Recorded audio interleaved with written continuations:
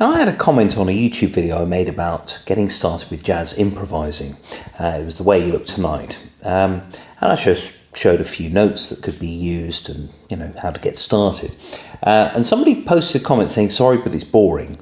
And I thought, oh, okay, it's all right, it's fine. But it kind of was, because I didn't talk about phrasing. I didn't talk about things like tone. I didn't talk about rhythm.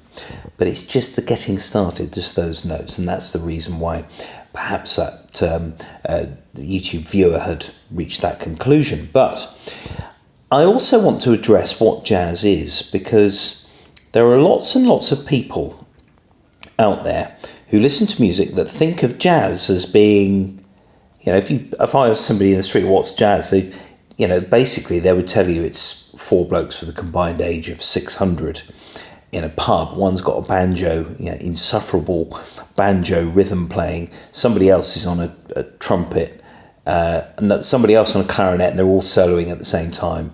All that sort of thing. Perhaps a bit unfair on the trad world, but lots of people think, oh, it's trad jazz. It's like, Hello Dolly. No, I don't want to go to the pub and listen to that. But they have no idea what jazz actually is. Now, if you go into a record store and you find the jazz section, it will be lumped in with all sorts of other things. Jazz and blues, just on the same label. Jazz and soul, jazz and funk, jazz and this, jazz and that, jazz and the other. Jazz and world. I've seen that before. Reggae and jazz I've seen in a record store before. They've obviously got, one space that's such and such. But it should say more than that, because that's what jazz is. It's all the lumping together of all of these genres. You've got blues, funk. New Orleans, which is the home of jazz, which started in 1917, is also home to the Meters and Dr. John. And they've been influenced by this New Orleans jazz, but it's funk music, it's soul. So there is much, much more to it than that. Now, I live in a town of 8,000 people, and there was a gig on at a local pub, and I thought, I'll go and see that. And it was a jazz jam. That was what it was advertised as. And I went and took my violin, and we had a really nice time. And there was all sorts of stuff going on. We played some standards, and they brought some charts with them, and we played through a few tunes and that. And the publican had basically offered them the space to rehearse. That's kind of how it started. And I just went to the other guys and said, we've got to do this every month. Just, and advertise it properly, get people to come, etc., etc. So we organised that, and I thought, okay, we'll be lucky if we see 1% of the population here. 8,000 people, 80 people. That's quite, that's quite enthusiastic as a figure. And actually, it wasn't much fewer than that. It was about 70 people there, but it was a small room, and we had a great time.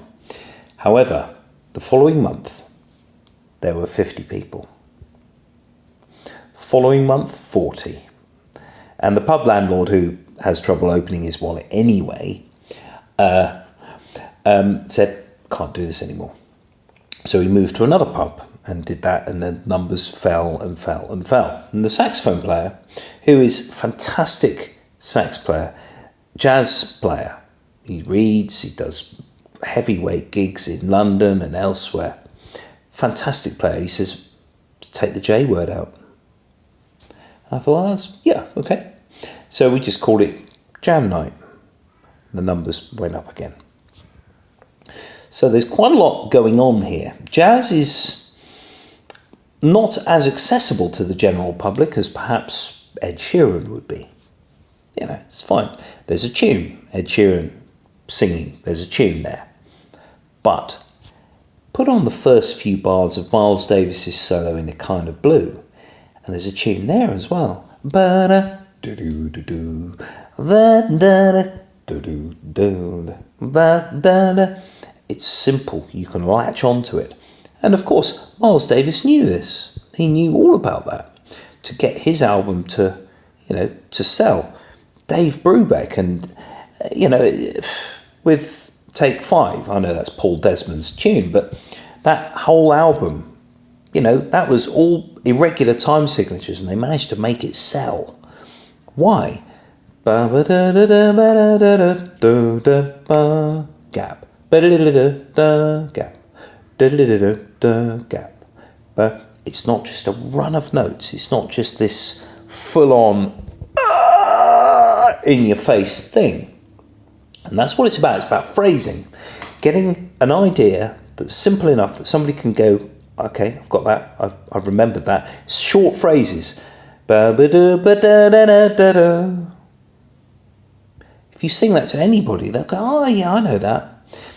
Partly because things like advertising campaigns, they pick up jazz standards, and that's great because it wakes people up to what is about, what is around. Now, apart from the phrasing, which is leaving gaps, you have dynamics, you have volume over, you have the shaping of notes, of a phrase of notes. You have rhythm. It's all important. Every single thing, every single bass has to be covered for it to be successful. Now, of course, if you go over the top with rhythm, for example, if you've got a band who are playing in 9/16 time and they're in the pub going 1 E and a 2 E and a 1 E and a 2 E and a 1 E and a 2 E and you'll see the knuckles of the audience go white, thinking, I've spent £4 on a pint of beer, and why am I quivering, drinking? Why am I feeling really angry? Why am I tense? It's 9/16 time. It's not pub stuff, is it really? So the sax player, he said, let's just play All of Me and Autumn Leaves. And these are tunes which jazz bands shun because they're overplayed or they're viewed as being for beginners only. That's pretty tricky stuff. It's like a band not playing Sweet Home Alabama because it's got 3 chords in. That's ridiculous. Bands play Sweet Home Alabama because of the tune and because of people going, Sweet Home Alabama. It's a great tune. It's a great song. Fantastic song. It's got 3 chords in it with a few little variations as it goes through. So why shouldn't bands play All of Me? Why shouldn't bands play Misty? Or why shouldn't bands play The Way You Look Tonight or Autumn Leaves? There are jazz clubs that say we don't want those tunes played here. And you think, this is all wrong. That's wrong. It just goes against the grain of what music should be. It shouldn't be about seeing who can blow each other off the stage with 16 notes every second. It's not about that. And that's another thing that people go, when you mention the J word, when you mention jazz, they go, oh, it's all noodly stuff.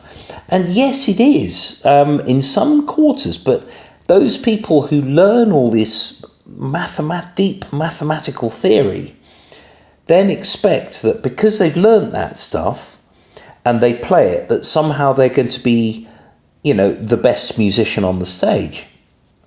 Nah, not true. It's not true at all. B.B. King famously said, I can't play jazz, I can't play chords. But he could fill a stadium. The way he played guitar, that vibrato, I've never ever heard him play a note that's not in completely, impeccable taste. It was all tasteful and drew you in. And some of his solos, he could play quite quickly. Some of his stuff that he played was quite fast, quite accomplished, quite flashy. But it's flashy little bits in this sort of calm sea of coolness. And that was kind of, if you listen to A Kind of Blue and Miles Davis's solo, similar things. You get suddenly this line. John Coltrane, same. He could play anyone into a cocked hat, but knew how to play a ballad because of all of the different things that encompass what a musician should be capable of. It's about being an orator.